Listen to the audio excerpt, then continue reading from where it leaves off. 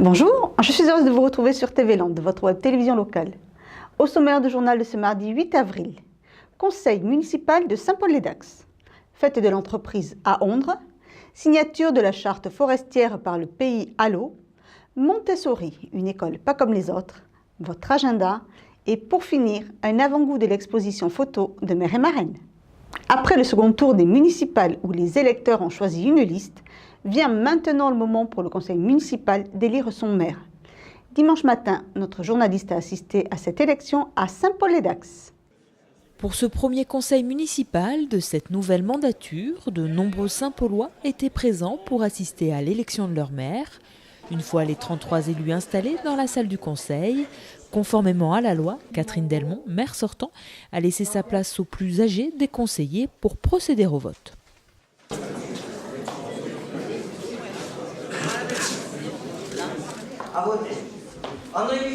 Sans surprise, Catherine Delmont a été réélue maire de Saint-Paul-les-Dax avec 25 voix sur 33. Madame Cathy Delmont, ayant obtenu la majorité absolue, est proclamée maire de Saint-Paul-les-Dax.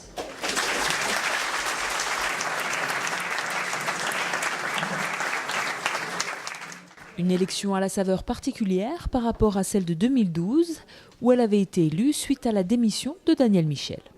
Tous les maires de France sont élus par les conseils municipaux, donc j'avais été élue légitimement comme tous les maires de France. Le fait qu'il y ait une adhésion citoyenne et qu'il y ait un vote des citoyens renforce ce qu'on a cru de ma non-légitimité, mais qui était une vraie légitimité. Mais du coup, les Saint-Paulois ont parlé. Donc effectivement, ça me renforce. Après l'élection du maire, un nouveau vote a été organisé. Le conseil municipal a alors élu les adjoints, qui sont au nombre de 9 sur Saint-Paul. Ma façon de travailler, c'est de déléguer. Je veux bien j'assume d'être maire, d'être responsable de tout, il n'y a aucun souci. Sauf que je veux travailler en équipe, je ne sais pas travailler autrement qu'en équipe, donc je délègue. Et nous faisons des réunions très souvent, nous ferons des réunions, des commissions générales pour faire circuler l'info. Mais je délègue et j'assumerai derrière, mais c'est un travail d'équipe. Reste maintenant à installer les différentes commissions pour élire leurs membres au prochain conseil municipal, afin que la nouvelle équipe puisse se mettre au travail pour Saint-Paul et les Saint-Paulois. Malgré le contexte économique actuel, certaines personnes entreprennent en créant ou en reprenant une entreprise. Les chambres consulaires des Landes les aident dans leur parcours en organisant depuis 16 ans le salon Fête de la création et reprise d'entreprise. Nos journalistes se sont rendus à Ondres sur la deuxième date du salon. Sur le territoire du Pays à l'eau, la forêt tient une place importante. La charte a donc pour but de définir les objectifs et les enjeux sur la forêt afin de prévoir un programme d'action à mettre en place.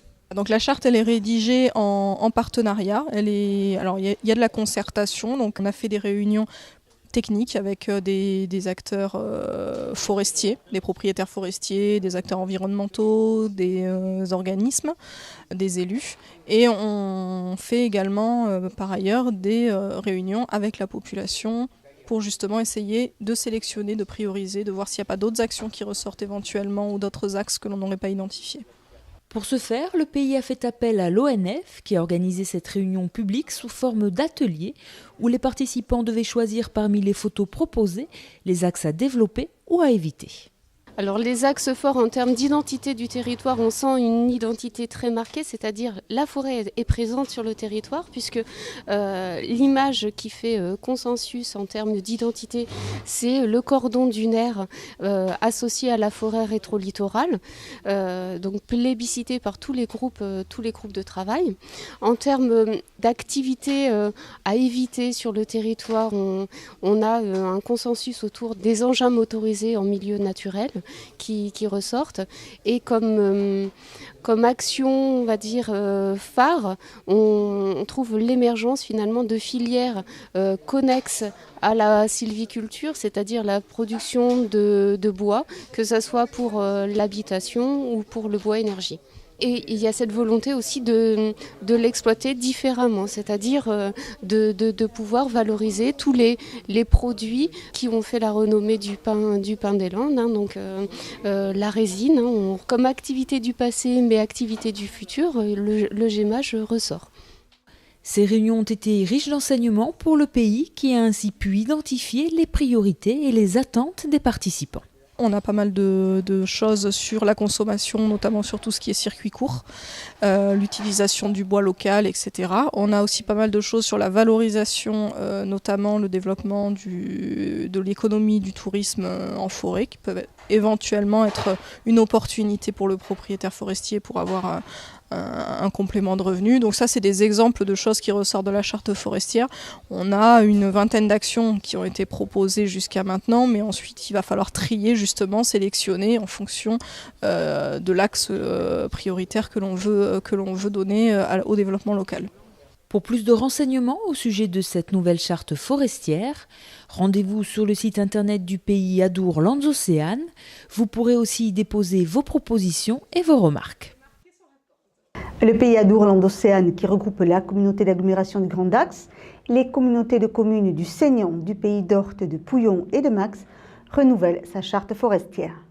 2 réunions publiques ont été organisées pour permettre à chacun de participer à l'élaboration de celle-ci. Notre journaliste était présente à Tyrosse pour la seconde réunion. La côte sud du département des Landes connaît depuis plusieurs années un développement démographique et économique important. Pour coller à cette réalité, la CCI et la CMA des Landes ont ajouté un rendez-vous à leur salon Fête de l'entreprise. Pour nous, il est important d'être dans cette zone sud des Landes, puisque c'est une zone très dynamique du point de vue économique. Donc tous nos indicateurs le montrent, c'est dans ces zones-là où il y a le plus de création, de reprise d'entreprises, de développement économique. Donc il nous paraît essentiel d'être présent. Donc au démarrage, il y a 16 ans, on était présent uniquement en Mont-de-Marsan et Dax. Très vite, on a fait une intervention sur Biscarrosse. Et ensuite, on est intervenu également sur le sud des Landes. Ce salon est dédié aux porteurs de projets qui ont envie de créer ou de reprendre une entreprise. La reprise d'entreprise, un axe essentiel pour les 2 chambres consulaires. Nous avons 8000 entreprises artisanales ce jour sur le territoire des Landes et nous avons 1500 entreprises dont les chefs d'entreprise ont plus de 55 ans. Donc il est certain qu'à partir de 1500 entreprises, la reprise de ces activités est nécessaire pour garder les emplois et la pérennité des entreprises. Si la reprise d'une activité artisanale ou commerciale paraît plus simple qu'une création d'entreprise, il n'en demeure pas moins qu'il faut être bien épaulé dans son projet pour le concrétiser. Il faut surtout que ce repreneur soit accompagné par les chambres consulaires. L'accompagnement aujourd'hui est indispensable pour la pérennité, je dirais, de l'activité. Et surtout, on parle de parcours du combattant. Aujourd'hui, le parcours peut être vraiment allégé si le repreneur est accompagné. Nous avons ici 40 experts de la création et de la reprise. Et ces experts sont aussi très portés sur l'accompagnement à chaque niveau. Au niveau financier, assurance, comptable, économique. Donc voilà, chacun de nous apporte son expertise. Une expertise dispensée par des professionnels dans un salon à taille humaine où partenaires et visiteurs peuvent échanger sereinement et créer des contacts privilégiés. Pour notre organisme, c'est très important en fait de venir à ce salon afin d'avoir un lien direct avec les futurs créateurs d'entreprises pour leur donner des informations sur les cotisations sociales qu'ils auront à payer, mais également c'est très important aussi sur les prestations qu'ils pourront avoir droit. Le salon permet aussi aux porteurs de projets de prendre conscience du parcours à suivre. Ce parcours, effectivement, peut rassurer certains, mais il peut décourager d'autres. Effectivement, on n'a pas tous la fibre de chef d'entreprise. Donc ça demande de l'investissement personnel, financier, ou prévoit d'entreprendre 1 an après, 2 ans après. Voilà. Il faut du temps. Il faut du temps pour entreprendre.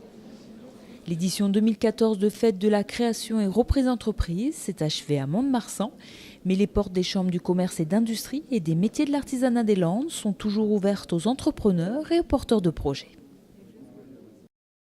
Enseigner de façon différente, tel est le but de l'association Les Jardins de Montessori. Nous avons été à la découverte de cette méthode d'apprentissage atypique dans cette école privée de Sorts-Hossegor. C'est une journée portes ouvertes pour faire découvrir aux parents, mais aussi aux professionnels, ce que c'est Montessori, qu'est-ce qu'on fait dans notre petite école Montessori. Donc c'est laisser l'enfant grandir à son rythme, selon ses besoins. Donc c'est mettre à disposition un matériel spécifique qui va développer tous les sens de l'enfant et qui va lui permettre de grandir, d'apprendre et de se développer dans son intégralité. On observe les enfants et on leur montre un travail qu'ils ne connaissent pas, ou on refait avec eux un travail qu'ils connaissent. Et voilà, on se passe d'un enfant à l'autre ou d'un petit groupe d'enfants à l'autre. Voilà. L'ambiance Montessori, c'est quelque chose où les enfants sont libres. Ils sont libres dans cette classe, ils peuvent bouger, ils ne sont pas tenus d'être assis toute la journée, ils se déplacent, ils vont chercher du matériel dans les étagères, ils travaillent tout seuls à leur table. Ils vont ranger le matériel. Et tout ça, c'est organisé avec des règles. On peut les prendre n'importe quand. On peut les garder aussi longtemps qu'on veut. Mais on ne se sert d'un matériel que quand il vous a été présenté. Parce qu'en fait, tout ce matériel, il a une logique propre. L'intérêt, c'est que tout le matériel permet de passer par les 3 stades de l'apprentissage. Et on a un espace motricité aussi, qui est très important chez les 2-4 ans. Donc il y a vraiment un endroit où il y a un petit escalier, ils montent, ils descendent. On a des plaques sensorielles pour trouver les sensations sur les pieds. Voilà, on a un grand bac pour jouer avec le sable, un coin langage, des petits espaces comme ça séparés, un espace vie sensorielle, un espace vie pratique, où l'enfant il apprend tout ce qui est les manipulations. On joue avec l'eau, avec le sable, avec la farine, avec la terre. Voilà, l'enfant peut aller là s'exprimer, bouger s'il en a besoin. Maria Montessori va, grâce à ce matériel, lui permettre de traverser les 3 temps de l'apprentissage.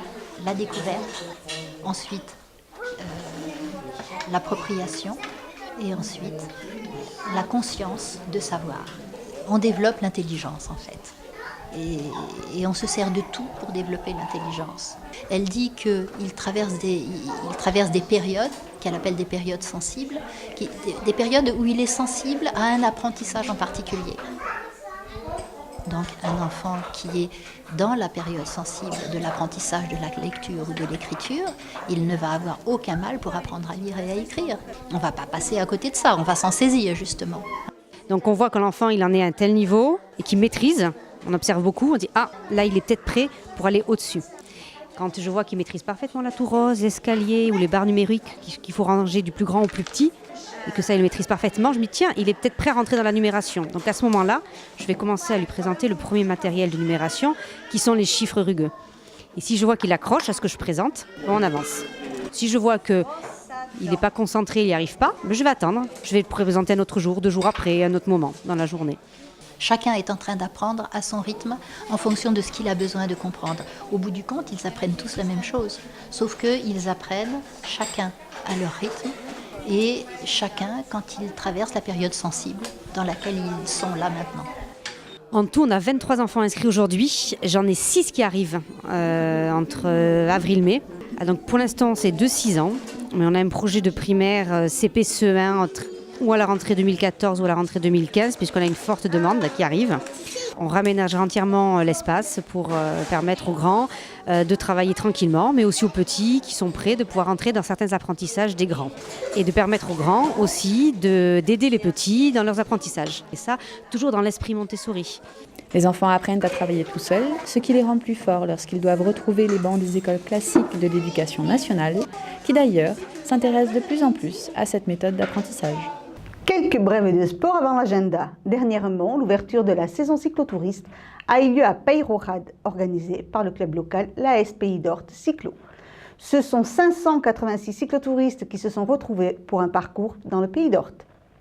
Un groupe d'athlètes internationaux effectuera sa préparation pour les championnats d'Europe de Zurich 2014 à Dax du 5 au 26 avril prochain au stade Colette-Besson. N'hésitez pas à les soutenir dans leur entraînement.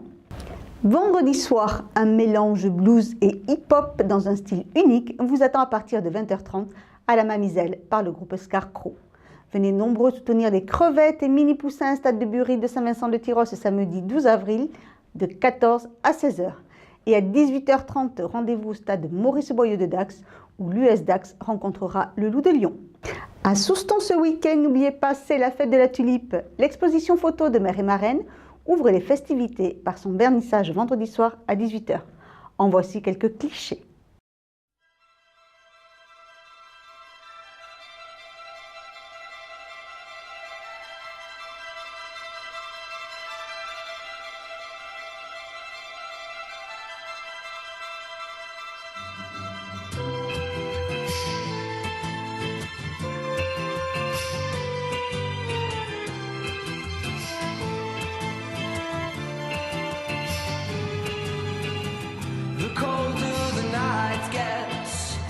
Further she strays, and he doesn't like it being this way, and she tried so hard to steal away from the meeting place, but her heart had learned her that.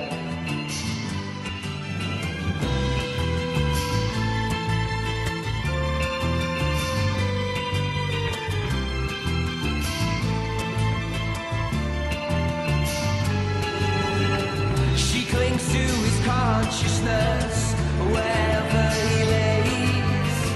He struggles to sleep at night and during the day. He's worried she's waiting in his dreams to drag him back to the meeting place. His love had left him there, where the voice still echoes. I'm sorry I met you, darling. I'm sorry I met you. As she turned into the night, all he had was the words, I'm sorry I met you, darling. I'm sorry I've left you.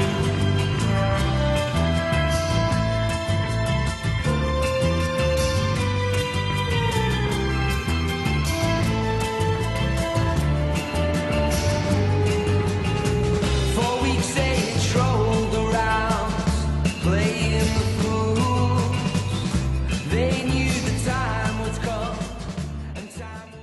Voilà, cette édition est maintenant terminée. Je vous donne rendez-vous vendredi 11 avril pour un prochain journal de TV Land de votre web télévision locale. Je vous souhaite en attendant de passer une très bonne semaine.